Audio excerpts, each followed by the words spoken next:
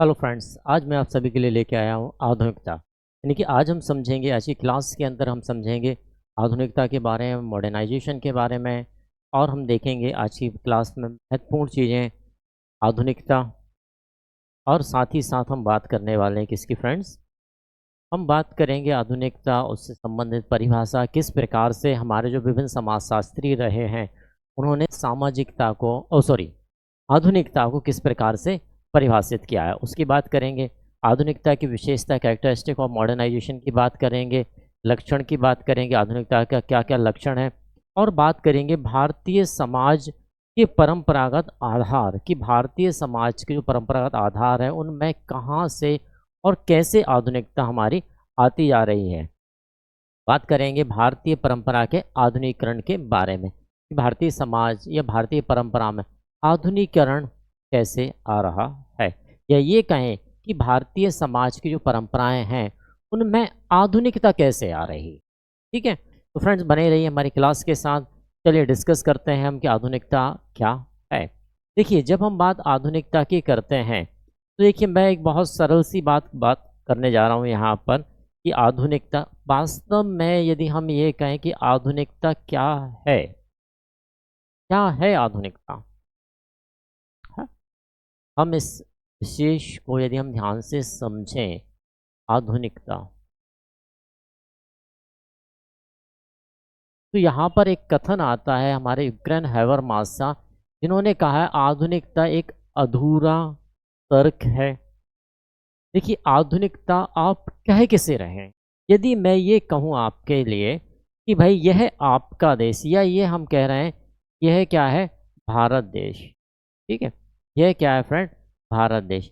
अब भारत देश का यह जो भौगोलिक क्षेत्र है, या हम इसे ये कहें कि भाई यह जो दायरा है हमारे क्षेत्र का, इस क्षेत्र के अंतर्गत जो परंपराएं चल रही हैं, जो रीति रिवाज चल रहे हैं, जो व्यवस्थाएं चल रही हैं, वह व्यवस्थाएं किनके अनुरूप हैं। तो निश्चित बात है, वह सारी बातें, सारी परंपराएं, सारे रीति रिवाज भारत में रहने वाले व्यक्तियों के अनुसार ही ना बने हैं, बने तो इन्हीं के अनुसार हैं। अब हमने क्या किया आधुनिकता के बारे में, यहाँ पर एक कोई और दूसरा देश यदि मैं मान लूँ कि भाई यह हमारा एक वैश्विक स्तर का कोई भी देश हम यहाँ पर रख रहे हैं, क्या रख रहे हैं, एक वैश्विक स्तर का हमने यहाँ पर कोई देश रख लिया, वैश्विक स्तर का हमने यहाँ पर एक।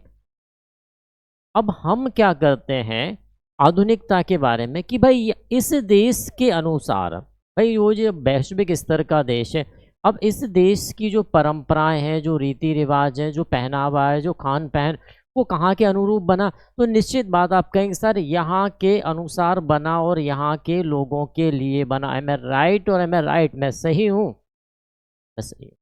भाई यहाँ की जो परिस्थितियाँ बनी, यहाँ की जो व्यवस्थाएं बनी, यहाँ का जो व्यवहार है, यहाँ की रीति रिवाज परंपरा, सब कहाँ के लिए बनी है, वो यहाँ के लिए बनी गई हैं।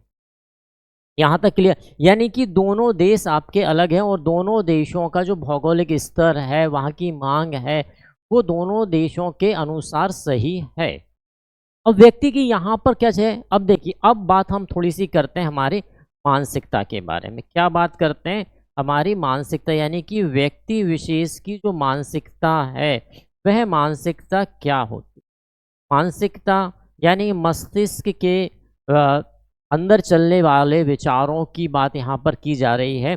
और विचार क्या है, विचार यह है कि भाई यहाँ पर जो है, यहाँ पर यानी इस देश पर जो है, यहाँ के रीति रिवाज जो हैं, मान लिया कि भाई यही क्या है। ऐसा क्यों माना हम, क्योंकि बात यह है कि भाई इस देश का जो रीति रिवाज, जो परंपरा, जो खान पान है, वह कहीं ना कहीं, जब हमारा जो दौर आया ग्लोबलाइजेशन का दौर, यानी कि 1991 की यहाँ पर बात आती है, जब हमारे यहाँ पर क्या आया, वैश्वीकरण, ग्लोबलाइजेशन, है ना, क्या आया फ्रेंड, वैश्वीकरण। तीन प्रकार की बातें यहाँ पर आती हैं, देखिए, LPG, यानी कि लिबरलाइजेशन, प्राइवेटाइजेशन एंड ग्लोबलाइजेशन। क्या आता है, LPG। तीन प्रकार की हमारी यहाँ पर नीतियाँ आई हैं, और वह नीतियाँ क्या थी, तो भाई एक नीति इसे हम क्या कहते हैं, निजीकरण। क्या कहा गया इसे, निजीकरण, सॉरी, इसे क्या कहा गया, लिबरलाइजेशन या उदारीकरण। क्या कहा गया? लिबरलाइजेशन या उदारीकरण। ठीक है ना। और दूसरी नीति हमारे पास क्या है? तो दूसरी नीति हमने क्या देखी भाई? दूसरी नीति जो हमारे पास आई प्राइवेटाइजेशन, जिसे हमने क्या कहा? निजीकरण। क्या कहा फ्रेंड? इसे निजीकरण, है ना। और तीसरी नीति इसी के साथ हमारे पास क्या आई? तो तीसरी नीति हमारे पास आती है ग्लोबलाइजेशन या वैश्वीकरण। क्या आती है फ्रेंड? ग्लोबलाइजेशन या वैश्वीकरण। और यही वह नीति रही जिस नीति के कारण स्थिति क्या बनती है वह मैं बताने जा रहा हूँ। क्या आया हमारे पास? वैश्वीकरण या ग्लोबलाइजेशन। यह तीन नीतियाँ जब हमारे पास कब आई? तो फ्रेंड ये तीनों नीति हमारे पास आई 1991 में, यानी 1991 का जो दौर रहा वह इन नीतियों के लिए रहा। अब वैश्वीकरण का जैसे दौर आया, यानी ग्लोबलाइजेशन का दौर आया, तो यह पूरे विश्व को, यानी कि चाहे वह भारत हो, चाहे कोई भी रहा हो या अन्य देश, इन सारे देशों को क्या कर दिया गया फ्रेंड? इन सारे देशों को वैश्विक स्तर पर खोल दिया गया। यही प्रक्रिया जब हुई, और जैसे यह प्रक्रिया हुई तो यहाँ पर चलने वाली चीज़ें यहाँ आ गई, यहाँ पर चलने वाली यहाँ आ गई, और यह हमारी मानसिकता बन गई कि किसी दूसरे देश में चलने वाली रीति रिवाज, परंपरा, देश, ये सब क्या है? यह उच्च है या इसका स्तर बहुत अच्छा है। अब यहीं से बात आती है हमारी आधुनिकता कि यहाँ पर व्यक्ति विशेष की मानसिकता क्या हो जाती है कि व्यक्ति विशेष ने यहाँ पर यह मान लिया है कि भाई यहाँ पर जो है वही सही है, वही या मैं ये कहूँ कि इस पूरे वैश्विक स्तर पर जो चीज़ आ गई, जो व्यवहार आ गया, जो रीति रिवाज आ गई, जो परंपरा आ गई, जो टेक्नोलॉजी आ गई, हमने उसका उपयोग कर लिया। यानी कि हमने कहा जिसका आगमन हुआ, आगमन भाई जिसका आगमन हुआ वही प्रयोग करना, वही प्रयोग, या मैं कहूँ कि वही का उपभोग करना ही क्या कहलाया भाई? आधुनिकता। अब हम यह देखना भूल गए कि भाई हम यदि भारत के इस क्षेत्र में बैठे हुए हैं तो इस क्षेत्र के अनुसार हमारे लिए महत्वपूर्ण क्या है? क्या है महत्वपूर्ण हमारे लिए? भाई इस क्षेत्र के अनुसार जो यहाँ की भौगोलिक दशाओं के लिए महत्वपूर्ण है वही ना हमारे लिए भी महत्वपूर्ण है। लेकिन हमारी आधुनिकता क्या हुई? हमारी मानसिकता क्या हुई? नहीं, मार्केट में ये वैश्विक स्तर पर कुछ नया आया है और उसका मैं उपभोग करना चाहता हूँ, उसका मैं उपयोग करना चाहता हूँ। इसी प्रक्रिया को क्या कहा गया? आधुनिकता या मॉडर्नाइजेशन। और इस स्तर पर देखिए इसकी कुछ हम कहते हैं ना कि भाई फायदे हैं तो कुछ नुकसान भी हैं। हर बात के हमेशा दो बात ज़रूर होती है, हालांकि तीन बात होती हैं, है ना। जैसे कहते हैं ना कि भाई एक सिक्के के दो पहलू होते हैं। कई बार सिक्का यदि खड़ा हो जाए तो तीसरा पहलू भी नज़र आता है। एक पहलू तो हमेशा छिपा ही रहेगा, सिक्का कैसा भी है एक पहलू तो हमेशा दुख क्या रहेगा? छिपा ही रहेगा ना। व्यक्ति एक ही पहलू देख रहा होता है। तो यहाँ पर हम बात आगे उसकी भी कहेंगे कि कैसे आधुनिकता महत्वपूर्ण और कैसे आधुनिकता नुकसानदायक भी है। यानी कि आधुनिकता से यदि लाभ है तो आधुनिकता से हमारे लिए क्या है? हानि भी। हम दोनों परिप्रेक्ष्य में की बात रखेंगे। तो यहाँ हमने इसलिए यह बताया कि आधुनिकता क्या है? जब कोई भी चीज़, कोई भी परंपरा क्या होती है? ये वैश्विक स्तर, ये हमारा क्या है भाई? वैश्विक स्तर है। कौन सा स्तर है भाई? ये हमारा वैश्विक स्तर है। और वैश्विक स्तर पर कुछ भी आया और हमने उसका क्या किया? आगमन, कोई आगमन हुआ और वही हम प्रयोग कर रहे हैं तो हमने उसे क्या कह दिया? आधुनिकता कह दिया। अब इस आधुनिकता को अधूरी कल्पना क्यों माना गया है? भाई इसके पीछे कोई तो बात रही होगी कि आधुनिकता को अधूरा प्रोजेक्ट क्यों कहा गया? क्या कहा गया है? आधुनिकता एक अधूरा प्रोजेक्ट है। क्या कहा गया? आधुनिकता एक अधूरा प्रोजेक्ट है। क्या कहा गया भाई आधुनिकता के बारे में? आधुनिकता एक क्या है? अधूरा प्रोजेक्ट। क्यों कहा गया? आखिर इसके कहने के पीछे क्या था? क्या बात रही होगी फ्रेंड्स? तो देखिए मैं बताता हूँ क्या बात रही है और क्या बात है जिसके कारण हम यह कहते हैं आधुनिकता क्या है? एक अधूरा प्रोजेक्ट। हमने बात की कि भाई एक वैश्विक स्तर पर यह हमारा क्या है? जैसे हमने कहा कि भाई यह वैश्विक स्तर है हमारे लिए। क्या है? वैश्विक। अब इस स्तर पर हम देखेंगे कि हमारे पास विभिन्न देश पढ़ रहे हैं। भाई विभिन्न देश, मैंने कहा कि भाई छोटे छोटे बड़े बड़े बहुत सारे देश यहाँ पर क्या है। इन देशों में क्या है, अपने अनुसार भौगोलिक परिस्थिति है, अपने अनुसार इनकी परंपरा, सब कुछ अपने अपने अनुसार है। लेकिन हमने क्या देखा कि भाई वैश्विक स्तर में कुछ आया, ये वैश्विक स्तर था, इस वैश्विक स्तर पर किसी देश की कोई परंपरा, कोई नीति, कोई टेक्नोलॉजी यहाँ पर क्या हुई, वैश्विक स्तर पर फैल गई। अब फैल गई तो भाई मैं यहाँ कहीं बैठा हूँ, एक छोटे से कोने में बैठा हूँ, और मैं ये क्या कल्पना कर रहा हूँ कि भाई जो वैश्विक स्तर पर आया वही आधुनिक है, वही समझदार है, वही उपयोगी है। मैंने भी उसका क्या कर लिया, उपभोग। मैं अपनी वास्तविक स्थिति भूल गया कि वास्तविकता में क्या वह मेरे लिए उपयोगी है भी या नहीं भी। मेरे लिए क्या वह उपयोगी है। यदि मैं आपसे कहूं कि एक बिल्कुल यहाँ निम्न क्षेत्र, एक ग्रामीण क्षेत्र पर रहने वाली, एक ग्रामीण क्षेत्र में कह रहा हूँ कि भाई यह क्या है, एक ग्रामीण क्षेत्र है। इस ग्रामीण क्षेत्र पर क्या है, कुछ किसान है या बिल्कुल निम्न स्तर के क्या है बेचारे, मजदूर वर्ग है या किसान वर्ग है। चलिए अपनी बात करते भाई, मैंने कहा यहाँ पर एक जो किसान वर्ग है, उस किसान वर्ग के लिए इस ग्रामीण क्षेत्र के अंतर्गत क्या महत्वपूर्ण है। इस ग्रामीण क्षेत्र के अंतर्गत इस विशेष व्यक्ति किसान वर्ग के लिए क्या महत्वपूर्ण है। भाई उसकी फसल महत्वपूर्ण है, उसकी खेती महत्वपूर्ण है, उसका परिवार महत्वपूर्ण। अब वह व्यक्ति इस वैश्विक स्तर, यहाँ जो वैश्विक स्तर मैंने कहा, इस वैश्विक स्तर पर कोई एक टेक्नोलॉजी आती है, क्या आती है, एक प्रौद्योगिकी या टेक्नोलॉजी यहाँ पर आ गई। यहाँ पर क्या आया, कोई नई प्रौद्योगिकी।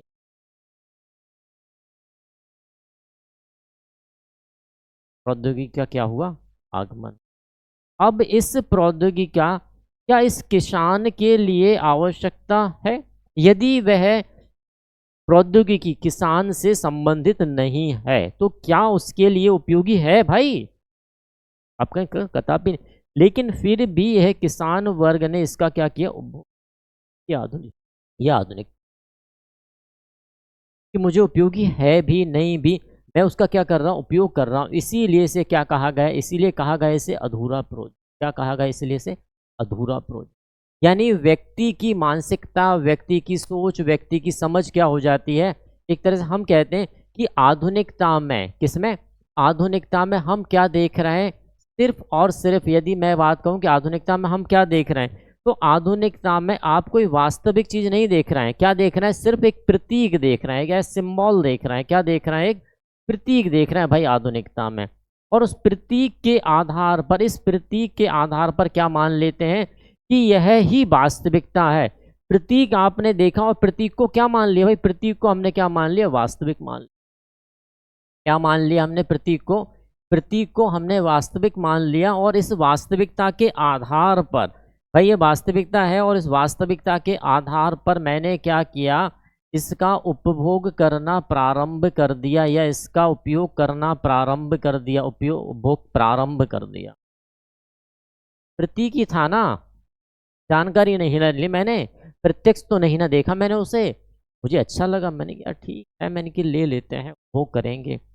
इसलिए इसे कहा गया अधूरा प्रोजेक्ट, क्योंकि व्यक्ति की कहीं ना कहीं सोच या क्षमता को क्या कर देता है, ये कम कर देता है। इस पे बहुत अच्छा हम उदाहरण देख सकते हैं कि जब आपके लिए स्थिति बनती है कि भाई कोई भी ऐसा कॉस्मेटिक प्रोडक्ट मार्केट में आप देखते हैं कि प्रोडक्ट एक नाम कई है ना, नाम कई है प्रोडक्ट के। पहला प्रोडक्ट आता है क्या, भाई 99% इससे आपको लाभ मिलेगा। जब भाई उसी से 99% लाभ मिल रहा है तो दूसरे प्रोडक्ट का आगमन होना ज़रूरी है क्या, नहीं, नहीं ना, नहीं होना चाहिए। भाई मैं कह रहा हूँ यदि 4 रोटी से मेरा पेट या मेरी आत्मा तृप्त हो रही, तो निश्चित बात है अभी 4 रोटी से आत्मा तृप्त हो जाएगी ना। फिर कहूँ नहीं यार, मैं ये भी चाहिए, मुझे खाना खाने के लिए वो भी चाहिए, वो भी चाहिए। ऐसे ही हम क्या देखते हैं कि हमारा मस्तिष्क या हमारी इंद्रियां क्या हो जाती हैं, चयन की क्षमता खो देती हैं। और हम वह चयन किसके आधार पर लेते हैं, हम कोई चीज़ चयन कर रहे हैं किसके आधार पर, इस वैश्विक स्तर के आधार पर। और जब वैश्विक स्तर के आधार पर किसी भी वस्तु का, किसी परंपरा का, किसी रीति रिवाज का या XYZ किसी का भी उपभोग किया जाता है, निश्चितता इस प्रक्रिया को क्या माना गया, आधुनिकता तो माना गया, लेकिन कैसी आधुनिकता फ्रेंड? तो भाई इसे माना गया अधूरा, पूर्ण नहीं माना गया। क्या माना गया इसे? अधूरा। क्लियर हुआ यहाँ पर? चलिए आगे बात करते हैं हम। तो आधुनिकता एक प्रगतिशील बल की ओर निर्देशित करती है, जो मानव जाति को अज्ञानता और तर्कहीनता से मुक्त कराने का वादा। भाई वादा तो करती है तर्कहीन, अब तर्क कर ही कहाँ पाते।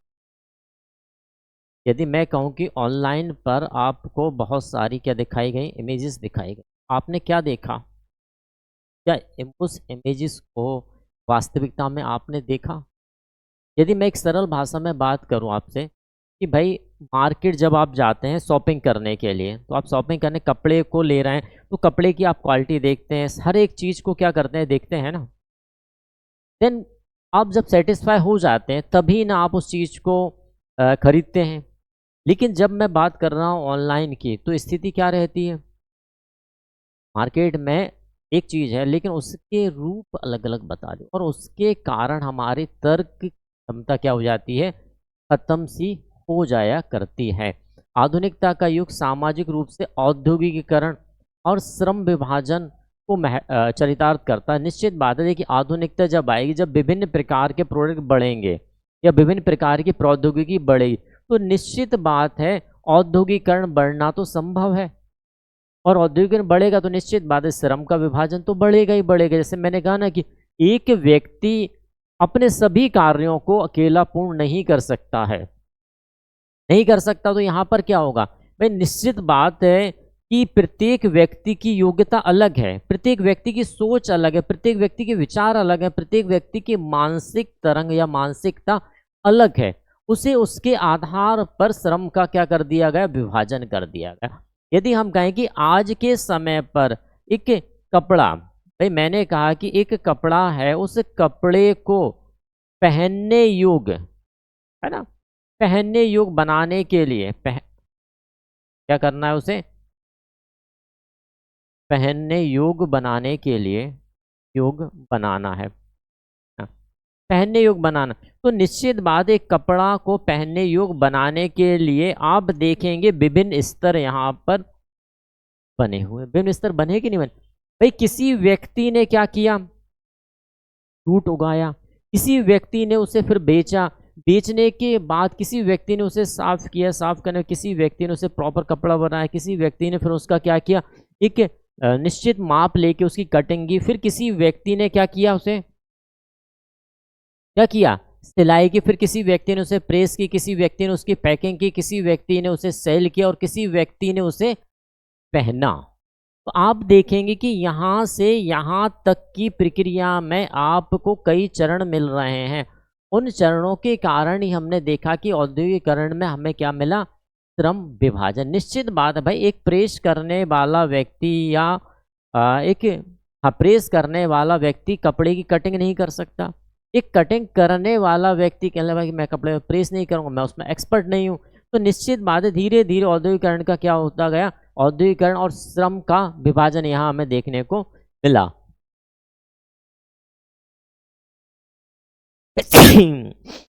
सॉरी, श्रम का विभाजन हमें देखने को यहाँ पर मिला।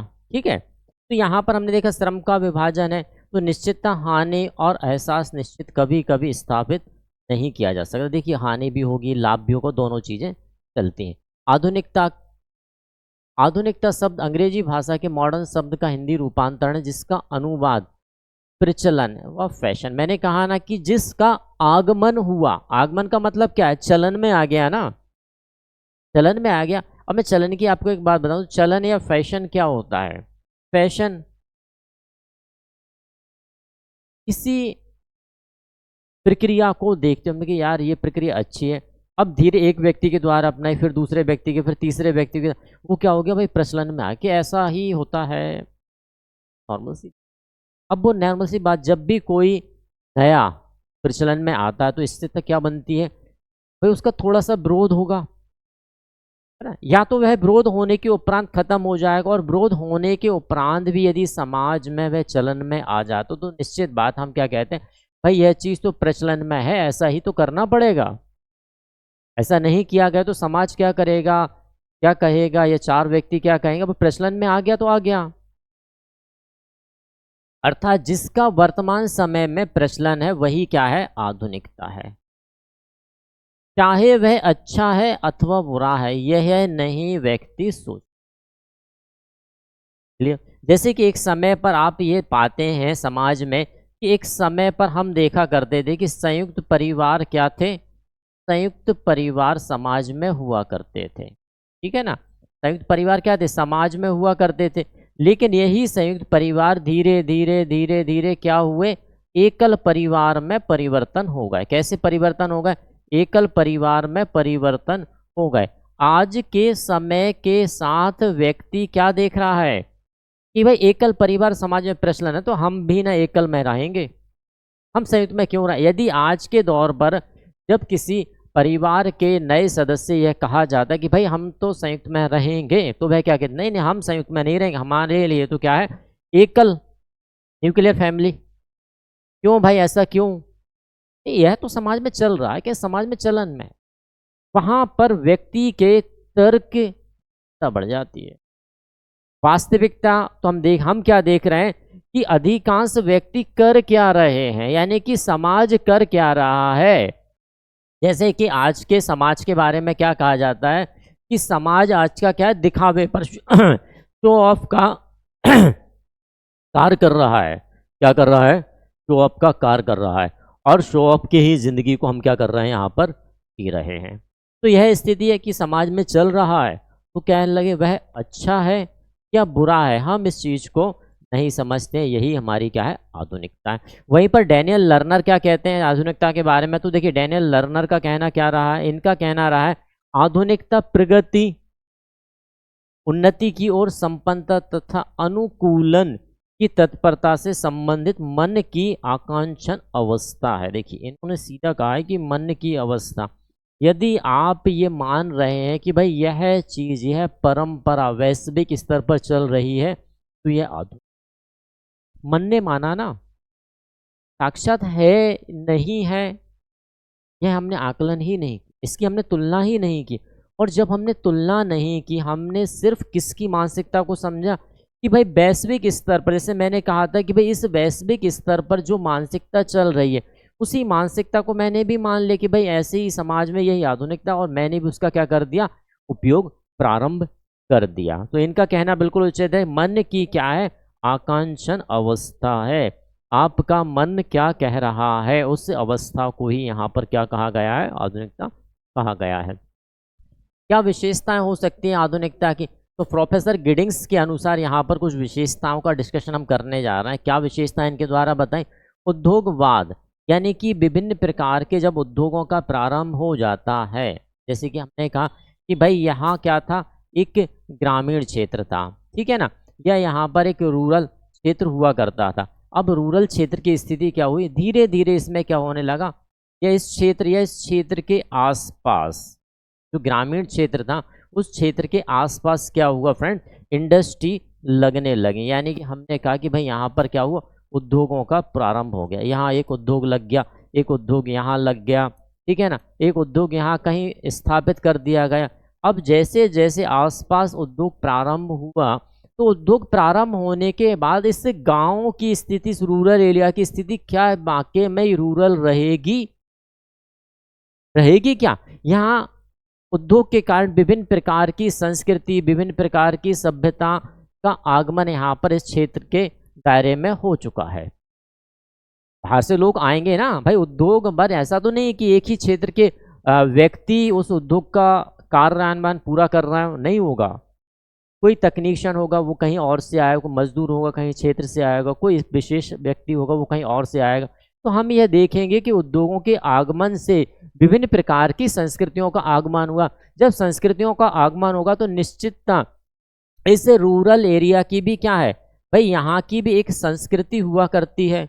अब जो विभिन्न संस्कृतियाँ हैं भाई, इस उद्योग के द्वारा एक कोई संस्कृति है, यहाँ के द्वारा कोई और संस्कृति है, यहाँ के द्वारा कोई और संस्कृतियाँ, तो हमने देखा एक संस्कृति, दो संस्कृति, तीन संस्कृति, और ये जो वर्तमान संस्कृति जो इस क्षेत्र के अनुरूप हुआ करती है, इस आपस में संस्कृतियों में क्या होगा, एक्सचेंज होगा, वो कहें यार तुम्हारी संस्कृति में ऐसा ऐसा भी होता है, ऐसा भी होता है, अच्छा मैं करके देखता हूँ, मैं करके देखता हूँ। अब क्या होगा, जब संस्कृति आई तो यहाँ पर क्या हो जाएगा, यह अपनी मूलभूत संस्कृति को क्या करने लगेंगे, छोड़ने लगेंगे।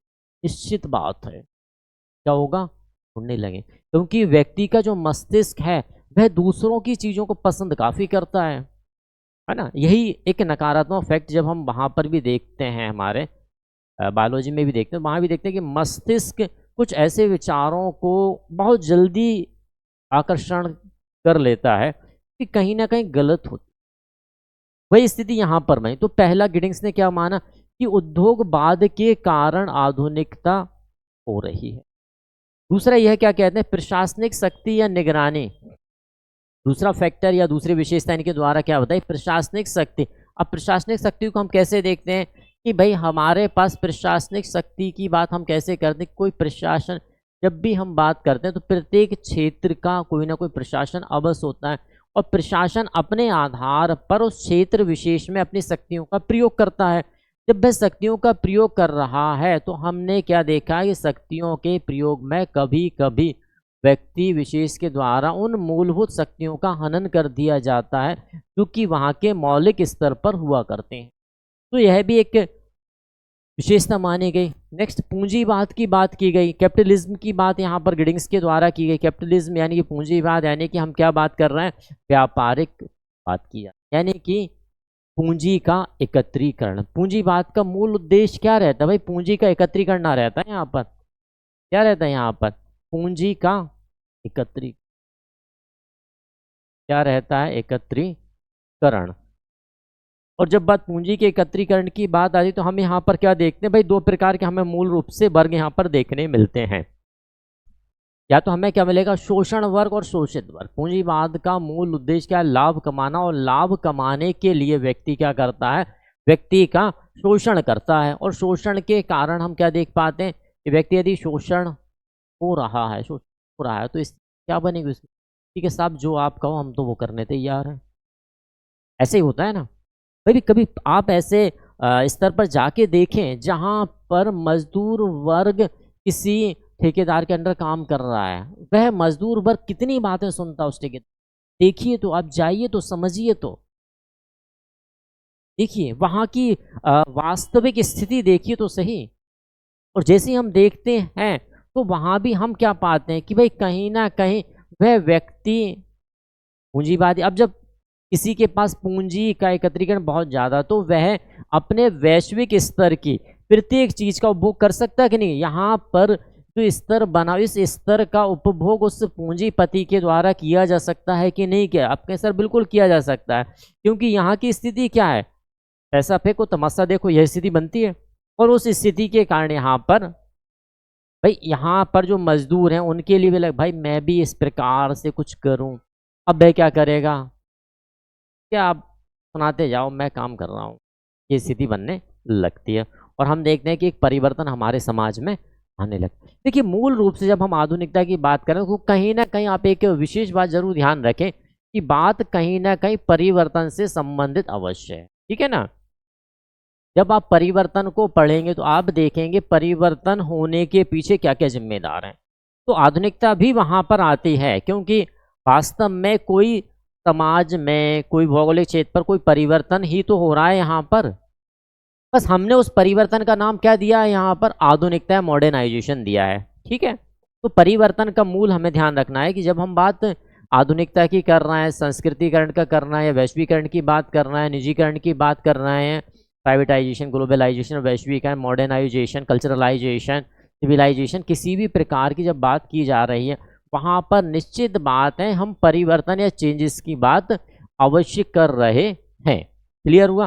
नेक्स्ट पॉइंट इन्होंने क्या रखा, प्रतिबिंब समाज। अब देखिए प्रतिबिंब समाज कैसा समाज, तो देखिए एक ये समाज जिसे हम क्या कह रहे हैं, वास्तविक, जहां पर आप प्रत्यक्ष रूप से प्रत्येक व्यक्ति से क्या है, जुड़े हुए हैं। प्रतिबिंब समाज की बात जब हम यहाँ पर कर रहे हैं तो एक ऐसा समाज, देखिए अपन बात करते हैं, यह जो आपका क्या है, एक वैश्विक मौलिक समाज है ना। हम इसे क्या कहते हैं, सबसे पहले मौलिक समाज, क्या कहा गया इसे, मौलिक समाज या आप इसे वास्तविक समाज भी कह सकते हैं। तो मौलिक समाज या वास्तविक समाज जो है, इस समाज से प्रत्येक व्यक्ति जो भी यहाँ समाज का सदस्य है या समाज का हिस्सा है, वो इससे किस प्रकार से जुड़ा होगा, ये प्रत्येक व्यक्ति सब कैसे जुड़े, तो ये सभी के सभी कैसे जुड़े हैं फ्रेंड, ये सब प्रत्यक्ष आधार पर जुड़े। किस आधार पर? प्रत्यक्ष संबंध है इनका। कैसा संबंध है फ्रेंड? प्रत्यक्ष संबंध है। अब यहाँ तो प्रत्यक्ष संबंध है, क्यों है? क्योंकि भाई ये कि मौलिक समाज है इनका, तो भाई प्रत्यक्ष संबंध है। अब मैंने क्या कहा, इस समाज के ऊपर, इस समाज के ऊपर जिसे हम क्या कह रहे हैं, एक वैश्विक समाज। मैंने कहा ना पहले कि एक वैश्विक स्तर, ये क्या है हमारा, जब हम इसकी बात कर रहे हैं तो इस स्तर को हम कैसे देख रहे हैं, ये हमारा क्या है भाई, एक वैश्विक समाज। कैसा समाज है, इसको जब हम देखते हैं तो इसे हमने पूरा क्या कहा, वैश्विक, वैश्विक स्तर पर है ना ये, तो इसे हमने क्या कह दिया भाई, ये वैश्विक। अब वैश्विक समाज की जो स्थिति है उससे ही हम क्या कह रहे हैं, चाहे हम वैश्विक समाज की बात करें, चाहे हम प्रतिबिंब समाज की बात करें। किसकी? प्रतिबिंब समाज की बात हम करें, क्योंकि यहाँ से हम डायरेक्ट नहीं जुड़े हुए हैं। प्रतिबिंब तो एक ऐसा समाज, जिस समाज से, देखिए इस समाज से जो हमारा प्रतिबिंब समाज बन रहा है, कैसे स्तर पर, वैश्विक स्तर पर, क्या यहाँ के समाज से आप प्रत्यक्ष रूप से जुड़े हुए हैं? क्या इसकी भौगोलिक या इसकी सामाजिक, इसके आर्थिक परिस्थितियों को आप समझ पा रहे हैं? आप कहेंगे सर नहीं समझ, क्यों? क्योंकि ये तो हमें दिखाया जा रहा है।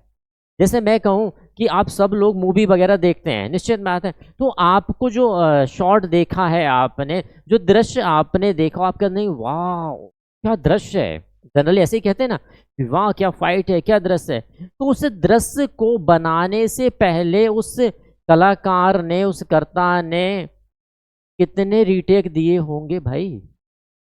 क्या वास्तव में जो आपको दिखाया गया है वह वास्तविक दिखाया गया है? जाके कभी देखिए कि एक शॉट देने के पहले व्यक्ति कितने प्रकार से उसकी तैयारी कर रहा हो, तब जाके एक कहते हैं ना परफेक्ट शॉट बन के तैयार होता, वह स्थिति है। हमने तो क्या देखा, हमने तो एक ही शॉट देखा ना। हाँ यार, एक बार में इतनी अच्छी, 3 घंटे में इतनी मूवी बनी भाई, 3 घंटे में यदि बनती तो मैं कह रहा हूँ एक दिन में ना जाने कितनी मूवियाँ बन चुकी होती। हमने क्या देखा, तो हमें दिखाया गया, यानी कि हम वहाँ से प्रत्यक्ष रूप से संबंधित नहीं थे। तो यह समाज, जो प्रतिबिंब समाज जिसे हम क्या कह रहे हैं भाई, ये जो वैश्विक समाज जिसे हम कह रहे हैं, वही हमारे लिए क्या बनता है फ्रेंड, प्रतिबिंब समाज बनता है। और इससे हम कैसे जुड़े, इस समाज से हम कैसे जुड़े हुए? यदि मैं आपको, यह जो मौलिक समाज है, इस समाज से तो हम प्रत्यक्ष रूप से, लेकिन इससे हम कैसे जुड़े? अप्रत्यक्ष रूप से जुड़े हैं। कैसे जुड़े हैं? अप्रत्यक्ष। हमारा कैसा संबंध है? तो यहाँ पर हमारा अप्रत्यक्ष संबंध है। हम यहाँ की वास्तविकताओं को नहीं जानते हैं और इस आधार पर हमारे मस्तिष्क में कल्पना बन जाती है, और उस कल्पना के कारण ही हम क्या कहते हैं कि भाई जो वहाँ चल रहा है बस वही मेरा है, वही सब कुछ है। और उस स्थिति में क्या बनती है हमारे लिए? वह हमारे लिए आधुनिकता बन जाती है। फिर दूसरी बात करते हैं, राष्ट्र राज्य की बात की गई। भाई एक राज्य कहा गया है कि भाई जो राज्य में चल रहा है वही आधुनिक है, भाई एक ही राष्ट्र है। अब भाई जैसे मैं कहूँ कि इस, हम किसी एक राज्य को ले लें, चलिए हम यहाँ पर एक कोई राज्य, ये कोई एक राज्य है, कोई भी अपन राज्य मान लेते हैं। इस राज्य की जो भी चीज़ें हैं वह सारी की सारी, हमने क्या कहा, यह एक कोई राज्य है, ये एक राज्य है। तो इस ए राज्य में जो नीतियाँ हैं वह इस राज्य के अनुरूप ही होंगी, लेकिन हमने क्या कह दी कि भाई पूरे राज्य को क्या माना, राष्ट्र राज्य माना। तो भाई जो यहाँ चल रहा है कहले साहब वो दूसरे राज्य में भी है, वो किसी तीसरे राज्य में, या मैंने कहा कि जो वैश्विक स्तर जो देश में चल रहा है कहला वही सारे राज्यों में चलना चाहिए। ये हमारी क्या है, राष्ट्र राज्य की। नेक्स्ट, असन्निहितता। असन्निहितता का आशय ये है कि भाई यहाँ पर जो भी है नया आ रहा है वह हमारे निकट नहीं है। नेक्स्ट की बात करते हैं लक्षण कि आधुनिकता के हमारे पास क्या क्या लक्षण। सबसे पहली बात करते हैं आधुनिकता सॉरी, आधुनिकता व्यापक है। निश्चित बात, हमने कहा ना वैश्विक स्तर पर है, जब वैश्विक स्तर पर कोई चीज़ तो व्यापक तो हो, यह माना है। वैश्विक स्तर क्या? वैश्विक स्तर क्या भाई? क्या ये कहूँ कि मैं यहाँ खड़ा हूँ, मैं अपने कोई प्रत्यक्ष कार्य कर रहा हूँ तो वैश्विक स्तर के अनुसार कर रहा हूँ? मानसिकता है, सोच है व्यक्ति भाई। और इसीलिए आज के समय पर व्यक्ति क्या हो रहा है? दुखी हो। क्यों दुखी हो रहा है? उसका रीज़न यही है कि नहीं, वो हमारा बगल वाला है, वो आधुनिक है, वो ये नई चीज़ लाया, वो ये लाया है, वो लाया है। हमने उसकी परिस्थिति समझी नहीं, हमने अपनी परिस्थिति समझी नहीं, हमने सिर्फ निगाहों पर बात की। नहीं यार, ये चीज़ है, वो ऐसा है और वो वैसा है, ये स्थिति बिगाड़ देती। ठीक है, आगे की बात करते हैं। आधुनिक समाज का उदय 15वीं शताब्दी में हुआ। देखिए, 15वीं शताब्दी के आरंभ के जो दौर रहा हमारे लिए, वह दौर कहीं ना कहीं हमारा कुछ परिवर्तन का दौर रहा, है ना। जब हम देखते हैं कि भाई हमारी कुछ औद्योगिक क्रांतियां चलती रहीं, उन क्रांतियों के कारण भी हमने यह दौर देखा। नेक्स्ट, आधुनिकता विकासवाद का परिणाम है। विकासवाद यानी कि सीधी सी बात आती है हमारी, औद्योगिकरण की बात आती है। विकासवाद को भौतिक सुख सुविधाओं के समतुल्य माना है। विकास का आशय क्या है? यहाँ पर बौद्धिक विकास से नहीं है, यहाँ पर भौतिक विकास देखा जाता है। ठीक है, देखिए जैसे आप एक कॉन्सेप्ट पढ़ेंगे परिवर्तन में, एक बात आती है विकास। विकास जो अवधारणा है, कॉन्सेप्ट है, वह क्या माना समाज के लिए किस प्रकार से वर्क करता है? सकारात्मक और नकारात्मक दोनों प्रकार से। यदि मैं बात करूं कि भाई आज के समय पर आप विकास की संकल्पना कैसे समझते हैं, तो आप यही कहेंगे सर हमारे पास बहुत बढ़िया मोबाइल है, हमारे पास बहुत लग्जरी लाइफ है, हमारे पास आवागमन के इतने संसाधन है, हमारे पास बड़ी बड़ी बिल्डिंग है, हमारे पास बड़े बड़े मॉल हैं, या हमारे पास यही चीज़ आप मुझे गिनाएं? यही ना गिनाएंगे? तो यही देखिए, कहीं ना कहीं मैंने बात की है ना, विकास का परिणाम। तो ये सारी चीज़ें मिली कहाँ से आपको? आप कहीं से कोई ना कोई चीज़ प्रौद्योगिकी से मिली है, कोई हमारे उद्योगों से मिली है, तो कोई हमारी नई चीज़ आई है, क्रिएट, यही चीज़ें रहीं। तो ये पूरा जो विकासवाद रहा है, वास्तव में विकासवाद भौतिक स्वरूप का दर्शक है। कैसा है? भौतिक स्वरूप। ऐसे स्वरूप की बात की जा रही है यहाँ पर, भौतिक स्वरूप, यानी कि हमारा जो भौतिक स्वरूप है, उसी स्वरूप को हम क्या कहते हैं भाई? विकासवाद ना कहते हैं, क्या कहते हैं? विकासवाद। कि भाई हमारे पास ये है। मैं यदि ये कहूँ कि बौद्धिक विकास क्या है, क्या वेदों से बड़े बड़े ग्रंथ आज आप लिख पाए? क्या उपनिषदों को पढ़कर आपने उसमें कुछ और नए उपनिषद लिख पाए? बौद्धिक विकास तो आज हमारा हुआ ही नहीं, बौद्धिक विकास नहीं हुआ है। हमारा कौन सा विकास हुआ? भौतिक विकास हुआ है। और इस भौतिक विकास को ही हम क्या मानते हैं कि भाई ये विकास हो रहा है, तो इसको हमने क्या देख लिया भाई? ये विकास हो गया, हम आधुनिकता पर आ गए। किस पर आ गए? आधुनिकता पर आ गए। यही कहते हैं क्या है? आधुनिक। क्लियर हुआ? नेक्स्ट, इन्होंने क्या विशेषता रखी? आधुनिकता का विकास राष्ट्रीय और अंतर्राष्ट्रीय प्रक्रियाओं के कारण हुआ। जैसे राष्ट्रीय और अंतर्राष्ट्रीय प्रक्रिया, मैंने कहा ना कि जब एक, ये भाई एक राष्ट्र हो गया, ठीक है ना, और ऐसे ही कई राष्ट्र यहाँ पर हैं। ये हमारा राष्ट्र हो गया, ये कोई राष्ट्र है, ये कोई राष्ट्र है, ये कोई राष्ट्र है, हमारा भी एक राष्ट्र है भाई। ये सारे राष्ट्र हैं। जब यह राष्ट्र आपस में क्या हुए? इंटरकनेक्ट हुए। तो निश्चित बात है, जब कोई इंटरकनेक्ट होने वाला है तो स्थिति क्या होने वाली है भाई?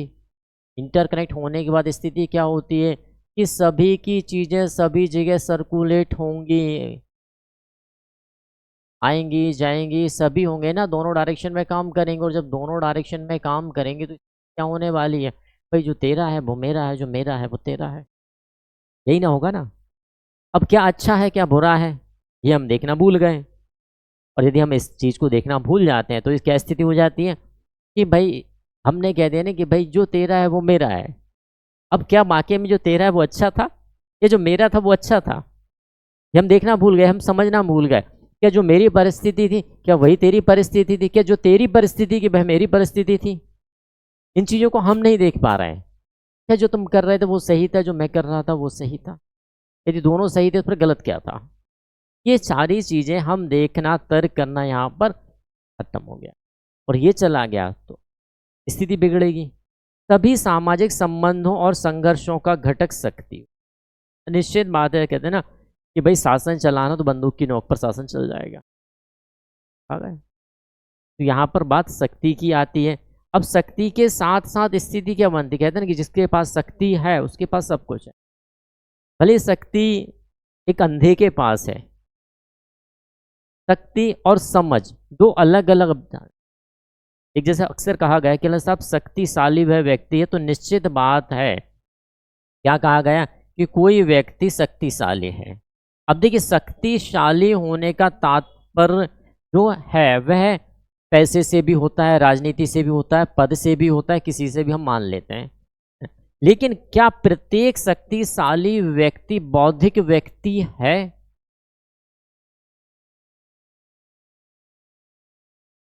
ये बता सकते हैं? कोई व्यक्ति ऐसा है जो पद, इस पर बहुत बड़ा पद है, अब बहुत बड़ा पद होने के बावजूद भी यदि उसमें बुद्धि और विवेक नहीं है तो काहे का शक्ति हो सकता है? हाँ हो सकता है, बिल्कुल हो सकता है। हमारे पास यदि हम अपने इतिहास को उठा के एक नज़र यदि डालते हैं तो कई ऐसे व्यक्ति हमारे पास आते हैं जिनके पास शक्ति बहुत थी, लेकिन जब बुद्धि की बात की जाती थी तो बुद्धि क्या होती थी, चलो सब बुद्धि के मामले में तो वो शून्य करते हैं। मिलेंगे कि नहीं मिलेंगे? उठा के देखिए इतिहास, मिलेंगे, अवश्य मिलेंगे, आज भी मिल रहे हैं जिनके पास पैसे की शक्ति है या पद की शक्ति है, लेकिन बुद्धि समझ शून्य हो जाए। और जब बुद्धि और समझ शून्य हो जाती है तो वह कुछ ऐसे निर्णय कर लेते हैं या करवा दिए जाते हैं जिनके कारण भविष्य में समस्याएं बनती हैं। तो यहाँ पर शक्ति को विशेष माना गया है कि भाई शक्ति है तो वह क्या होगी, आधुनिकता। आधुनिकता की आधे बात करते हैं। आधुनिकता पूंजीवाद, औद्योगिकरण और धर्मनिरपेक्षता है। जब आधुनिकता की बात आती है तो आधुनिकता हमने सबसे पहले देखा कि पूंजीवाद की बात की गई है, औद्योगिकरण की बात की। अब बात करते हैं धर्मनिरपेक्षता।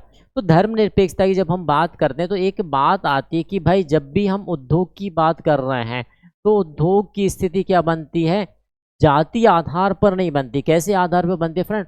वर्ग आधार पर। किसके आधार पर?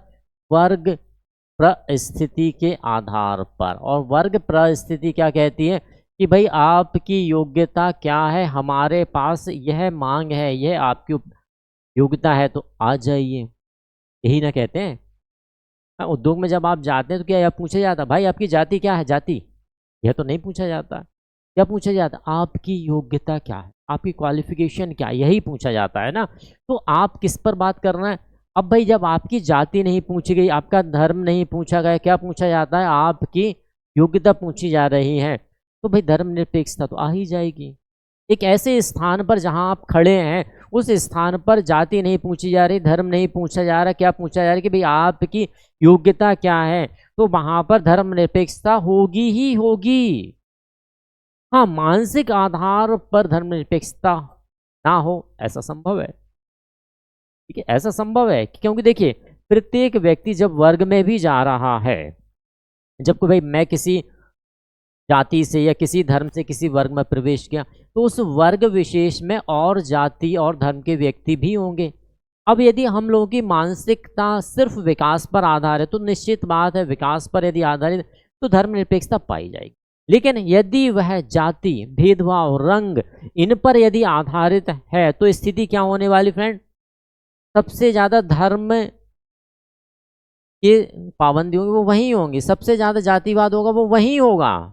क्योंकि मानसिकता व्यक्ति को यह बताती है कि भाई ये निम्न जाति का है, ये उस धर्म का है, ये उस धर्म का है, ये बात आती। ठीक है। आधुनिकता में उपभोक्ता वस्तुओं की भरमार है और विभिन्न जीवन शैली।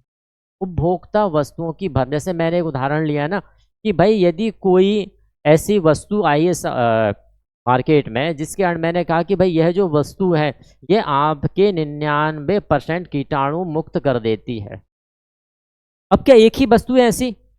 फिर दूसरी वस्तु देखिए ये 99.1% कीटाणु मुक्त कर देती है। फिर कोई तीसरी वस्तु 99, और ऐसे करते करते आप पाएंगे कि एक वस्तु फिर आपके सामने आएगी कि जो ये कहेगी ये 99.9% कीटाणु मुक्त कर देती है।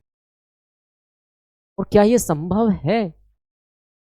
जैसे आपने कई बार क्रीम का ऐड वगैरह देखा होगा, विभिन्न प्रकार की क्रीम आती हैं, चले साहब पहली क्रीम, चले क्रीम लगाने से गोरे हो जाते। यदि आप उसका वाकई अपनी बॉडी का बायोलॉजिकल फंक्शन समझ लेंगे, आधुनिकता से बचे रहे। किसी भी क्रम ये अंदर कहते हैं ना कि भाई यदि आपने किसी जड़ पर काम किया है तो निश्चित बात है तना भी परिपक्व हो जाएगा, फल फूल सभी अच्छे आएंगे। लेकिन हम ऊपर बैठे, हम फल पर क्या कर रहे हैं, कह रहे हैं फल पक जाए, हमने ऊपर उस फल की प्रक्रिया को हमने डिस्टर्ब कर दिया। हो सकता है एक फल पक जाए लेकिन सारे फल पकें ऐसा संभव नहीं। लेकिन हाँ, यदि आपने जड़ पर काम किया यानी कि उस सिस्टम के इंटरनल स्ट्रक्चर पर काम, आप परिवर्तन अवश्य। वही चीज़ यहाँ पर कही गई है कि वस्तुओं की तो भरमार बहुत है और जीवन शैली भी बहुत है भाई आधुनिकता में। मैंने कहा ना, देखिए यहाँ मैंने कहा है आपसे, कहाँ कहा था, यहाँ ये देखिए विभिन्न प्रकार जो वैश्विक स्तर है। अब इस वैश्विक स्तर पर जितने भी देश हैं, इन सभी देश की संस्कृति प्रतिरूप सभ्यताएं सब ना पड़ी हैं वैश्विक स्तर पर। आप ले लीजिए क्या लेना है, यही स्थिति बनती है यहाँ पर। वैश्वीकरण और इसके आर्थिक राजनीतिक सांस्कृतिक पहलू आधुनिकता के चेहरे को आकार दे, क्यों दे रहे हैं? देखिए मैंने कहा ना कि जब विभिन्न देश जुड़े तो निश्चित बात है उनके आर्थिक चीज़ें भी जुड़ेंगी, उनकी राजनीतिक चीज़ें भी जुड़ेंगी, उनकी सांस्कृतिक चीज़ें भी जुड़ेंगी। और ये सब जुड़ती हैं जब तो हम कहते हैं ना कि भाई भले ही मेरे पास ये क्षेत्र था, मैं इस बगल वाले क्षेत्र से क्या था, अपरिचित था, लेकिन जब ये दोनों जुड़े तो मैंने कहा अरे मेरे बगल में ये चीज़, अरे वाह मैं इसको उपयोग करके देख, होता है, बिल्कुल होता है ना। तो ये चीज़ हमें पड़ती है। आधुनिकता की व्यापकता वैश्वीकरण, उदारीकरण और निजीकरण में निहित है। मैंने कहा था ना कि जैसे वैश्वीकरण हुआ तो बाहर की या हमारी चीज़ें बाहर गई, बाहर की चीज़ें हमारे पास आई और हम कुछ नया अब देखते हैं, उसके प्रति क्या हो जाता है, आकर्षण हो जाता है। आगे बात करते हैं भारतीय समाज की परंपरागत विशेषताएं क्या रहे। तो भारतीय समाज की जब हम बात करते हैं तो हम यह पाते हैं कि भारतीय समाज पहले से धर्म प्रधान रहा। धार्मिक चीज़ें हमारे भारतवर्ष में काफ़ी मान रही, जैसे हमने कहा कि भाई वेदों का उल्लेख हमें मिलता है, वेद बने, रामायण उपनिषद निषद, बहुत सारी चीज़, यानी कहीं ना कहीं हम यदि भारत के इतिहास को यदि एक दृष्टि में देखते हैं तो हम ये पाएंगे कि भारत एक धार्मिकता को लेके बढ़ने वाला देश रहा है। वही चीज़ यहाँ पर बताई गई, भारत धर्म का सिद्धांत, पुरुषार्थ, आश्रम व्यवस्था, वर्ण व्यवस्था, कर्म व्यवस्था, ये सब हमारी भारत की देन है ना। कर्म का सिद्धांत, भाई किस कर्म को आप कर रहे हैं उस कर्म के आधार पर। आश्रम व्यवस्था, आश्रम व्यवस्था में 4 प्रकार के आश्रम देखे हैं। वह 4 आश्रम क्या थे? तो हमने बात यहाँ पर भाई ब्रह्मचर्य है ना, ब्रह्मचर्य। दूसरा हमने क्या देखा था? गृहस्थ आश्रम, गृहस्थ आश्रम, ठीक है। तीसरा हमने क्या देखा था भाई? वानप्रस्थ आश्रम की बात करते हैं, वानप्रस्थ आश्रम। और चौथा आश्रम हमने क्या बात किया? संन्यास आश्रम। ये 4 प्रकार के आश्रम हमने देखे और इन 4 प्रकार के आश्रम हमने देखा कि भाई इन 4 प्रकार के आश्रम में जो अवधि रखी गई, जैसे यहाँ की अवधि क्या थी? 25 से 50 वर्ष ये अवधि, यहाँ पर अवधि क्या थी? 50 से 75 वर्ष यहाँ की अवधि रखी गई थी। इसी प्रकार यहाँ पर 75 से 100 वर्ष, यानी कि उस समय पर मानव की जो टोटल आयु थी वह कितनी मान ली गई थी आश्रम व्यवस्था में? कि आश्रम व्यवस्था में मानव की जो आयु थी, मानव की आयु 100 वर्ष मान ली गई थी। मानव की आयु कितनी मानी गई थी? कि मानव की आयु कितनी है भाई? 100 वर्ष है। तो इन 100 वर्ष में मानव को करना क्या है? उन्होंने कहा कि भाई पहले ब्रह्मचर्य आश्रम में जाना है, यानी कि अपना शिक्षा दीक्षा का कार्य करना है। इसमें भी 25 वर्ष रखे गए। हालांकि 25 वर्ष में से ब्राह्मण के लिए अलग व्यवस्था हुआ करती थी कि ब्राह्मण के लिए कब जाना है, ठीक है ना, आपके क्षत्रिय के लिए कब जाना है, फिर वैश्य के लिए इस आश्रम में कब जाना, और शूद्र के लिए आश्रम निषेध हुआ करता था। ठीक, तो इस प्रकार यहाँ पर हम किसकी बात करते थे? इंद्रिय निग्रह और शिक्षा की बात करते थे। शिक्षा बात हुई हमारी, ठीक है, हमारी इंद्रियों में एकाग्रता की बात की जाती थी। यहाँ पर संतान उत्पत्ति, आर्थिक क्रिया, ऋणों से उड़न की बात की जाती थी। यहाँ पर वानप्रस्थ यानी वन में प्रस्थान करना और विभिन्न प्रकार के ज्ञान अर्जन की बात की जाती थी।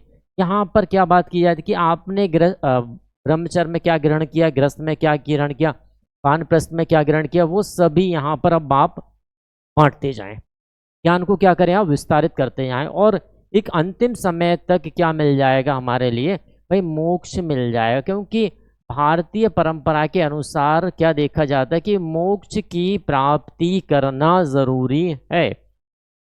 अब मोक्ष के लिए भी जब हम भारतीय परंपरा को देखते हैं कि भाई मोक्ष मिलेगा कैसे, तो भारतीय परंपरा के अनुसार कई मार्ग बताए गए हैं, जैसे कर्म का मार्ग, कर्म का मार्ग, ठीक है ना, और क्या बताया, कर्म के बाद धर्म का मार्ग, धर्म का मार्ग, और क्या बताया गया तो भाई ज्ञान का मार्ग, ज्ञान का मार्ग। तो यह सभी जो मार्ग बताए गए हैं उनके आधार पर हम क्या प्राप्त कर सकते हैं, मोक्ष प्राप्त कर सकते हैं। मोक्ष होता क्या है, जब हम बात करें भाई मोक्ष क्या, तो ऐसा माना गया है कि जन्म मृत्यु के चक्र से मुक्त होना। मोक्ष का आशय क्या है कि जन्म और मृत्यु के चक्र, जन्म और मृत्यु के चक्र से आजाद, कि भाई अब मुझे अगला जन्म नहीं लेना है, मेरा जो ये जन्म है, इस जन्म में मैं या तो कर्म के मार्ग पर चल लूँ या धर्म के मार्ग पर या ज्ञान के मार्ग पर, और इन मार्गों पर मैं चलकर अपने आप को मोक्ष की प्राप्ति करूँ। तो मोक्ष प्राप्त करना हमारा क्या हुआ करता था, अंतिम उद्देश्य हुआ करता था। इसी प्रकार हमने भारतीय विशेषताओं में क्या देखी, वर्ण व्यवस्था, वर्ण व्यवस्था में भी हमने क्या देखा, हमारे पास हमारे समाज को लेकर 4 प्रकार के वर्ण का उल्लेख हमें मिलता है। क्या है हमारे 4 प्रकार के वर्ण, तो हमने देखा भाई ब्राह्मण, ठीक है, क्षत्रिय, वैश्य, और अंतिम हमें क्या मिलता है, शूद्र वर्ण। ये 3 वर्ण का उल्लेख हम वैदिक काल में देखते हैं कि जब हमारा वैदिक काल चल रहा था तो हमारे पास 3 वर्ण हुआ करते थे, ब्राह्मण, क्षत्रिय, वैश्य हुआ करते थे। लेकिन जैसे हम उत्तर वैदिक काल में आते हैं तो वहाँ पर हम पाते हैं कि हमारे पास 4थे वर्ण का उल्लेख भी मिलता है, जिसे हम क्या कहते हैं, शूद्र वर्ण कहते हैं। क्या कहते हैं फ्रेंड, जिसे हम शूद्र वर्ण कहते हैं। यह हमारे समाज की व्यवस्था एक ऐसी थी जो भारतीय परंपराओं के अनुसार हम लोग देखते हैं, ठीक है। और हम क्या पाते हैं, तो भाई भारतीय परंपराओं के अनुसार संयुक्त परिवार व्यवस्था, यानी संयुक्त परिवार एक ऐसा परिवार माना जाता है कि जिस परिवार में 3 से ज़्यादा पीढ़ी, 3 से ज़्यादा पीढ़ियाँ, है ना, 3 से ज़्यादा पीढ़ियाँ एक साथ निवास कर रही हैं। कैसे, एक साथ निवास जब कर रही हैं तो उसे क्या कहा जाता है, उसे कहा जाएगा संयुक्त परिवार। और एक साथ निवास कर रहे हैं, साथ ही साथ इनका पूजा स्थल एक है, इनके खाना यानी रसोई घर एक है, इनकी आपसी या साझी संपत्ति एक ही है, और संयुक्त परिवार में एक ही मुखिया देखा जाता है जो वहाँ का उस परिवार का सबसे वयोवृद्ध या बुजुर्ग व्यक्ति हुआ करता है। तो इस प्रकार से हमने संयुक्त परिवार की व्यवस्था भी कहाँ देखी, हमारी भारतीय समाज की परंपराओं के अंतर्गत हम देखते हैं। साथ ही साथ हम संस्कार व्यवस्था देखते हैं। तो संस्कार व्यवस्था में हम कितने प्रकार के संस्कारों का यहाँ पर उल्लेख देखते हैं। तो देखिए, समय के साथ साथ संस्कारों में परिवर्तन काफ़ी मिलता है, लेकिन कुछ संस्कारों के अनुसार जो सर्वमान्य संस्कार हैं, तो हम 16 संस्कारों की व्यवस्था यहाँ पर पाते हैं। और उन 16 संस्कारों में किस प्रकार देखते हैं, तो जन्म के पूर्व संस्कार, कुछ संस्कार ऐसे हैं जो जन्म के पूर्व होते हैं, कुछ संस्कार ऐसे हैं जो जन्म के पश्चात होते हैं, जन्म के पश्चात, और कुछ संस्कार में एक संस्कार ऐसा है जो हमारे मृत्यु के उपरांत होता है। यानी कि एक संस्कार हमारा ऐसा पाया जाता है जो हम कहते हैं ना कि भाई मृत्यु के बाद, मृत्यु के बाद, जिसे हम क्या कहते हैं, अंतिम संस्कार कहते हैं, ठीक है ना। यानी व्यक्ति विशेष के जब संस्कारों की बात की जाती है तो ऐसे बहुत से संस्कार, जन्म के पूर्व, गर्भाधान हो गया, पुंसवन संस्कार हो गया, ठीक है ना, ये हमारे जन्म के पूर्व है। गर्भधारण संस्कार, पुंसवन संस्कार, निष्क्रमण संस्कार, ये जन्म के पूर्व है। जन्म आ जाता है हमारा तो जन्म संस्कार हो गया, यानी जन्म संस्कार, जातकर्म संस्कार, नामकरण संस्कार, चूड़ाकरण संस्कार, अन्नप्राशन संस्कार, हमारा उपनयन संस्कार, ये हमारे जन्म के बाद संस्कार। उपनयन के बाद विद्यारंभ संस्कार, विद्यारंभ संस्कार के बाद फिर क्या है, फिर हम गृहस्थ में आते हैं तो पाणी ग्रहण संस्कार हमारा, या जिसे विवाह संस्कार कहा गया। विवाह संस्कार के उपरांत हमारा क्या है भाई, मृत्यु संस्कार हो गया, विवाह संस्कार, विवाह के बाद क्या है, अब हम संस्कार कराएंगे, ठीक है ना। तो उसके उपरांत हमारे पास क्या जाते हैं, फिर हमारी मृत्यु हो जाती है, और मृत्यु होने के बाद एक संस्कार किया जाता है जो हमारे मरने के उपरांत हमारे परिजनों के द्वारा किया जाता है, जिसे हम क्या कहते हैं, अंत्येष्टि संस्कार या मृत्यु संस्कार के रूप में जाना जाता है। तो यह हमारे संस्कार की व्यवस्था मूल रूप से वर्तमान में लगभग हम 16 संस्कारों का अध्ययन करते हैं। तो यह हमारी क्या थी, भारतीय समाज की परंपरागत व्यवस्था। यदि आज के दौर में मैं कहूँ कि संस्कार के बारे में किसी व्यक्ति को जानकारी है, संस्कार एक दो तो होते ही होंगे। जैसे कि मैंने शायद अभी 2 दिन पहले एक पाणी ग्रहण संस्कार के बारे में चर्चा की। बच्चों ने कार्ड देखे, शादी में भी गए, लेकिन मैंने कहा भाई जो विवाह में आप गए हैं तो मुझे बताइए जो विवाह है वास्तव में उसे क्या कहा जाता, वो संस्कार के रूप में क्या कहलाता है। तो कई बच्चे, हालांकि बच्चे स्कूल के थे तो उन्हें नहीं पता था, विवाह पता था, मैरिज पता था, लेकिन वास्तव में इन्हें पाणी ग्रहण संस्कार क्यों कहा जाता है, या इसे पाणी ग्रहण संस्कार कहा जाता है कि नहीं कहा जाता, नहीं। तो कहीं ना कहीं ये जो हमारी व्यवस्थाएं बनाई गई थी, ये जो परंपराएं बनाई गई थी, वह परंपरा हमारे उस भौगोलिक क्षेत्र के अनुसार, वहाँ की आवश्यकताओं के अनुसार ही बनाई गई थी। क्लियर। तो ये सारी परंपराएं देखी, और इन परंपराओं में अब हम बात करते हैं भारतीय समाज की आधुनिक व्यवस्था। आधुनिक व्यवस्थाओं की जब हम चर्चा करते हैं तो आधुनिक व्यवस्था में हम क्या देखते हैं, उदीयमान वर्ग संरचना। पहले जो संरचना हमारी थी, देखिए पहले की संरचना की यदि हम बात करें कि समाज, ऐसा तो नहीं कि जब आधुनिकीकरण हुआ तभी ना समाज हमारे सामने, नहीं, जब से मानव आया, भाई मानव आएगा तो कहीं ना कहीं एक सामाजिक संरचना का निर्माण तो करेगा, और यदि सामाजिक संरचना का व्यक्ति निर्माण कर रहा है तो संरचना कोई तो होगी, कोई तो आधार रहा होगा। तो पहला हमने क्या देखा कि हमारे पास वर्ण का आधार था, ठीक है। वर्ण के बाद हमने देखा कि हमारे पास जाति का आधार हुआ, जैसे हम कहते हैं ना कि वर्ण का विकृत रूप ही क्या कहलाया, जाति कहलाया, एक्रोनिम टू जीएस घूरिए, ठीक है ना। तो अब जाति के बाद हमने एक व्यवस्था और देखी जिसे हमने क्या कहा, वर्ग व्यवस्था। जैसे जैसे वर्गों का निर्माण होता गया, यानी औद्योगिकरण के कारण विभिन्न प्रकार के नए वर्ग आए, और नए वर्गों के आगमन से हमने क्या देखा कि वर्गों के आधार पर एक संरचना का निर्माण होता चला गया। इसका निर्माण हुआ, भाई वो एक वर्ग आया, उस वर्ग के आधार पर एक नई संरचना का यहाँ पर क्या हुआ, निर्माण होता चला गया। तो आधुनिकता में हम मूल रूप से किसे देखते हैं, वर्ग को यहाँ पर देखते हैं। इसीलिए कहा गया कि भाई आधुनिक आधार पर जो हमारे उदयमान यानी उदय होने वाले वर्गों की संरचना की बात की। आधुनिक शिक्षा, अब शिक्षा में भी हम क्या देखें, यदि हम इस आधार पर जब हम वर्ण व्यवस्था की बात करते हैं तो यहाँ पर यदि हम शिक्षा की बात करें तो हमारे पास क्या थी, वैदिक शिक्षा। क्या थी फ्रेंड, वैदिक शिक्षा की बात किया जाता था। कौन सी शिक्षा, वैदिक शिक्षा। वैदिक शिक्षा में हम किसे रखते थे, तो हम रखते थे वेदों, वेदों से संबंधित शिक्षा को क्या कहा गया, वैदिक शिक्षा कहा गया। वेद, अब वेद क्या है, तो वेदों में हम किसे देखते हैं, ऋग्वेद को देखते हैं, यजुर्वेद को देखते हैं, अथर्ववेद को देखते हैं, सामवेद को देखते हैं, वेदों की शिक्षा, उपनिषदों को देखते हैं, उपवेदों को देखते हैं, पुराण महापुराण इन्हें देखते हैं, ये हमारी वैदिक शिक्षा। लेकिन आधुनिक शिक्षा में जब हम आगे आते हैं तो हम देखते हैं कि जैसे जैसे औद्योगिकरण आया, विशेष प्रकार के वर्गों का निर्माण हो, तो निश्चित बात है जो औद्योगिकरण में नई चीजें आई, नए वर्ग बने, उन्हें शिक्षित करने के लिए एक शिक्षा का भी प्रावधान बना। कहते हैं ना तकनीकी शिक्षा, व्यवसायिक शिक्षा, लोक शिक्षा, यह हमारे पास नई नई शिक्षाएं आई, उनके कारण भी हमने एक आधुनिक समाज को देखा। जैसे कि आज के दौर में हम कहें वर्तमान समय पे, तो हम वर्तमान समय में सबसे आधुनिक शिक्षा हम किसे देखते हैं, चले साहब AI आर्टिफिशियल इंटेलिजेंस आ गई है, ठीक है। चैट GPT हमारे पास आ गई, VB GPT आने वाली है, यानी कि चैट GPT से भी एडवांस शिक्षा हमारे पास आने वाली है। एक जिसे आज हम कहते हैं AI, एक और है जिसे हम कहते हैं डार्क AI। यह भी अभी ओपन सोर्स में नहीं है, क्या है, ओपन सोर्स में नहीं है, या हमारे पब्लिक सोर्स में नहीं है, डार्क AI जिसे कहा जाता है।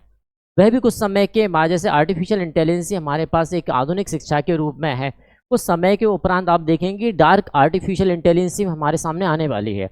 और वह डार्क जो AI आएगी, निश्चित बात है, देखिए हर तकनीक का, हर शिक्षा के लाभ भी होंगे और नुकसान भी हम देखें। तो आधुनिक शिक्षा की विशेषता क्या बन गई भाई, आधुनिक शिक्षा। जाति प्रथा की कठोरता में कमी। जब निश्चित बात है यहाँ से जाति का परिवर्तित स्वरूप वर्ग हो गया, और वर्ग के अंदर स्थिति क्या है, इस वर्ग के अंदर स्थिति क्या है, यहाँ पर विशेष रूप से क्या देखी जाती है, एलिजिबिलिटी या योग्यता की बात यहाँ पर की जा रही है, आपके कौशल की बात यहाँ पर की जा रही है, ठीक है ना, यह बात यहाँ की जा रही ना। आपकी आधुनिक शिक्षा की बात यहाँ पर की जा रही, वहाँ आधुनिक शिक्षा की बात यहाँ पर की जा रही। जब आधुनिक शिक्षा की बात है, कौशल की बात है, योग्यता की बात है, तो निश्चित बात है यहाँ पर आने के लिए आपसे क्या नहीं पूछा गया, तो भाई आपके धर्म के बारे में नहीं पूछा गया, आपकी जाति के बारे में नहीं पूछा गया, क्या पूछा गया, मात्र आपके योग्यता के बारे में यहाँ पर पूछा गया। तो निश्चित बात है जाति प्रथा में जो कठोरता थी वह कैसी हो गई, फ्लेक्सिबिलिटी आ गई। चल अब जाति को कौन पूछ, क्या है, यही आया ना, अब जाति को कौन। आप जब आधुनिक स्तर पर जाते हैं, जब किसी चीज को खरीदते हैं आधुनिक स्तर पर, तो वहां पूछते हैं कहा है भैया तुम्हार जाति का है, ये पूछते हैं क्या, नहीं ना पूछते होंगे, क्या पूछते हैं, ये प्रोडक्ट का मूल्य क्या है, यही पूछते हैं ना। आपने प्रोडक्ट का मूल्य पूछा, प्रोडक्ट की क्वालिटी पूछी, क्या कैरी किया आप लेके आ गए, वहाँ आपने जाति नहीं पूछी। लेकिन जब हम भारतीय समाज की परंपरागत चीज़ों को देखते हैं, वहाँ पर किसी व्यक्ति से संबंध स्थापित करने या बात करने के लिए पहले क्या पूछा जाता था, भाई तो हर जात का है, यह पूछा जाता, ठीक है ना। और जात के आधार पर यह निर्णय लिया जाता है व्यक्ति विशेष से बात की जाए कि नहीं की, व्यक्ति विशेष से संबंध स्थापित किया जाए कि नहीं किया जाए। जब आप जाति व्यवस्था को पढ़ेंगे तो वहाँ पर आपको इस प्रकार के कुछ ऐसे मुद्दे, कुछ ऐसे कारण मिलेंगे जिनके कारण आप कहें सर ऐसा भी होता है क्या।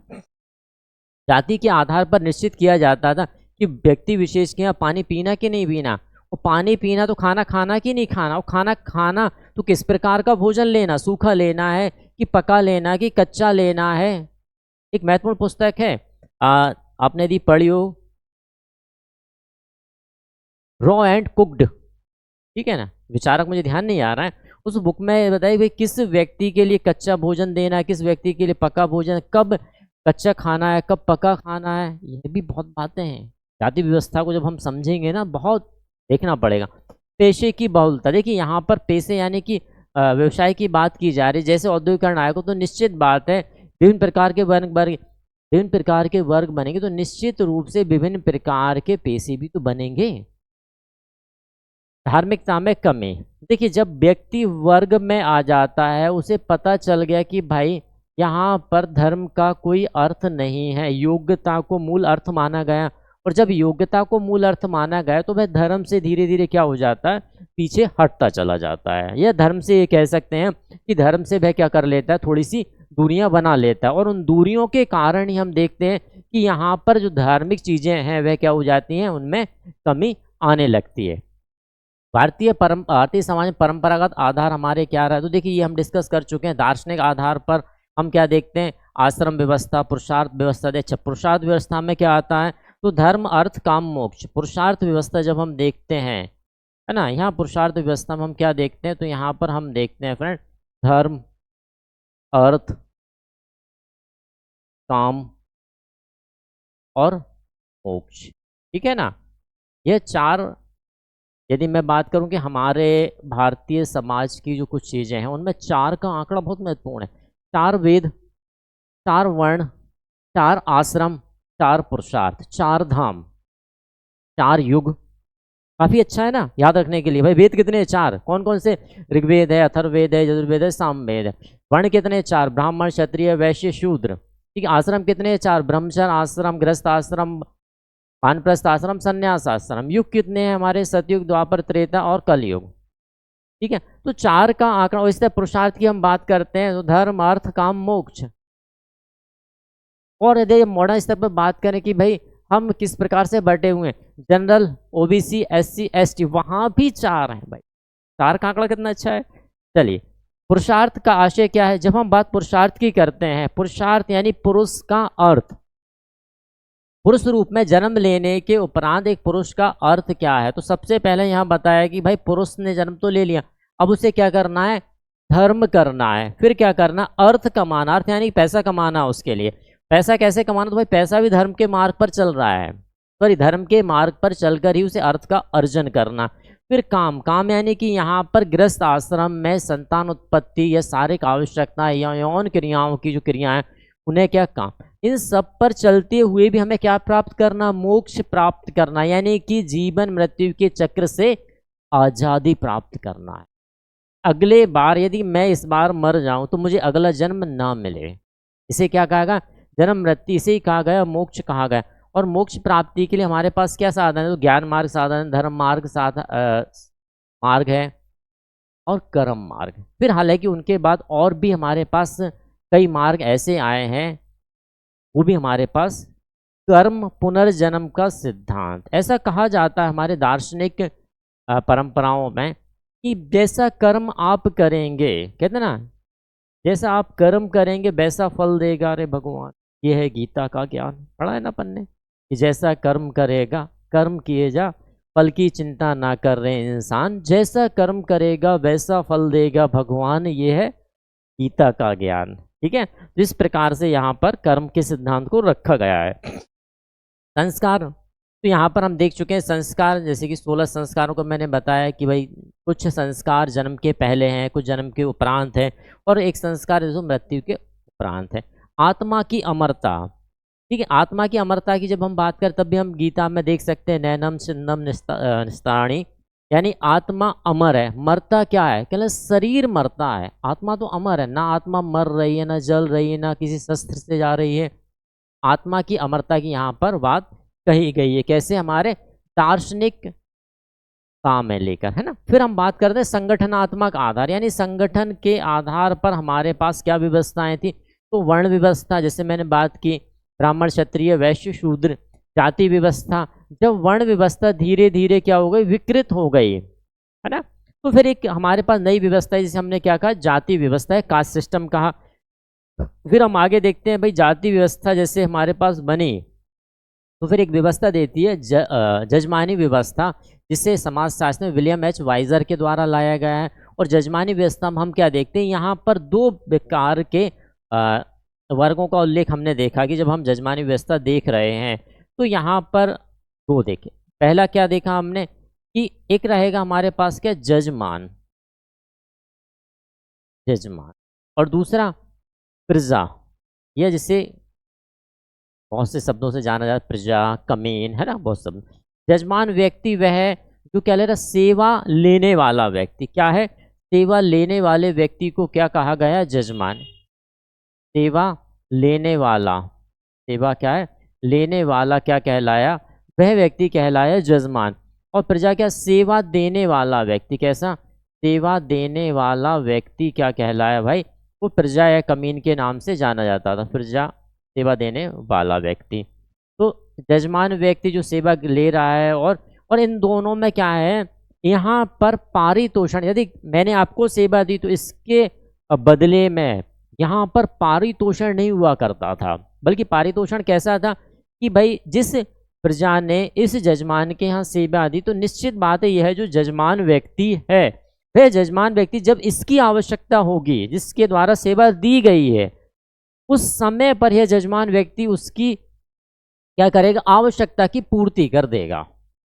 ऐसे धीरे धीरे इस प्रथा को काफ़ी लंबे समय तक, जैसे आप इसका बहुत अच्छा उदाहरण देख सकते हैं, शादी ब्याह में जो बुलौए के लिए हम किसी को बुलाते हैं ना, बुलौआ देने, निमंत्रण देने के, पत्रिका देने वाली बात नहीं यहाँ पर, है ना। पत्रिका तो परिवार के सदस्यों को व्यक्तिगत रूप से देने जानी पड़ती है।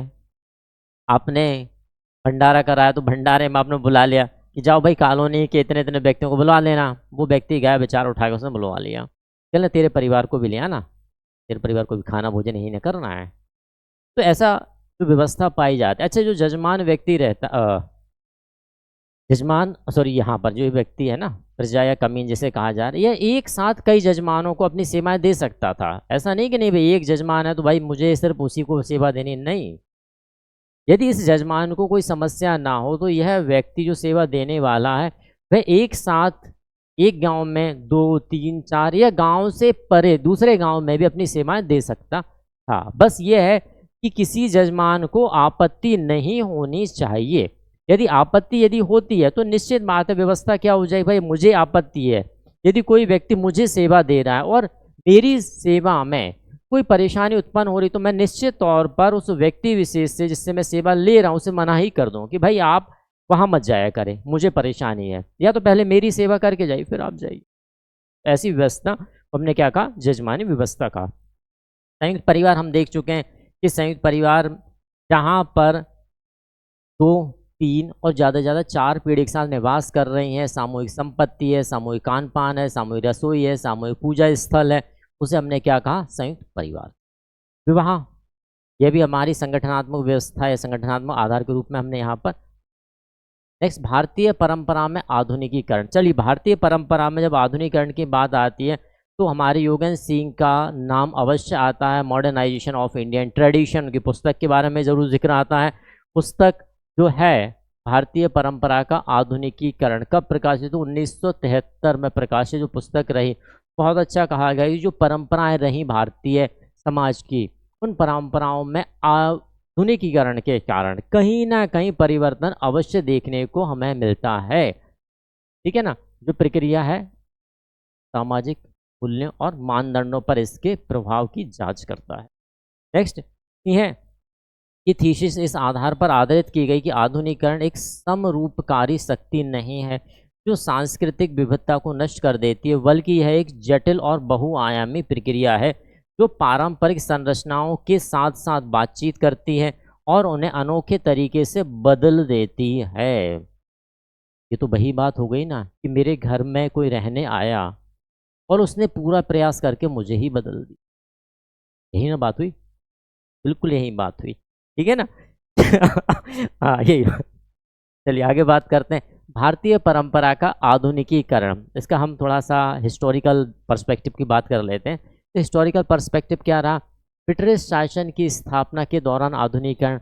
जब ब्रिटिश शासन का प्रारंभ हुआ उस समय परिवर्तन के कुछ नए तरीके हमारे पास आए, तो वह भी हम आधुनिकता में देखते हैं। स्वतंत्रता आंदोलन के दौरान जो आधुनिकीकरण रहा, स्वतंत्रता के बाद का जो आधुनिकीकरण प्रक्रिया रही, और राजनीतिक व्यवस्था में जो आधुनिकीकरण रहा, वह सारे हम बात करते हैं। पारिवारिक संरचना में आधुनिकीकरण, ग्रामीण समाज में आधुनिकीकरण। देखिए यह जो व्यवस्था रही आधुनिकीकरण की, वह कहीं ना कहीं प्रत्येक क्षेत्र में उसने हस्तक्षेप।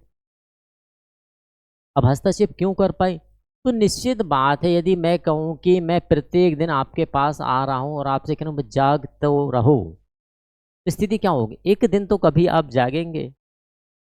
मैं कह रहा हूँ भाई ये चीज़ अच्छी है, मैं डेली आ रहा हूँ आपके साथ, सुबह सुबह ऐड में भी देखो ये चीज़ सबसे बेस्ट है, ये चीज़ सबसे बेस्ट है, मैं डेली कर रहा हूँ, तो आपके मस्तिष्क में एक छवि बन जाती है। चाहे फिर आप ग्रामीण स्तर पर हो, चाहे नगरीय स्तर पर हो, किसी भी स्तर पर हो, चाहे विद्यार्थी स्तर पर हो, महिला स्तर पर हो, किसी पर स्तर पर है आप, तो कहीं ना कहीं नित्य देखने वाले दृश्य मस्तिष्क में अपनी छवि बना लिया करते हैं, और छवि के कारण हम क्या करते हैं, उसे भुला नहीं पाते हैं और कभी ना कभी प्रयोग तो करते हैं। ठीक है, आर्थिक क्षेत्र पर आधुनिक प्रभाव, धार्मिक क्षेत्र पर, जनजाति समाज पर आधुनिकता के प्रभाव।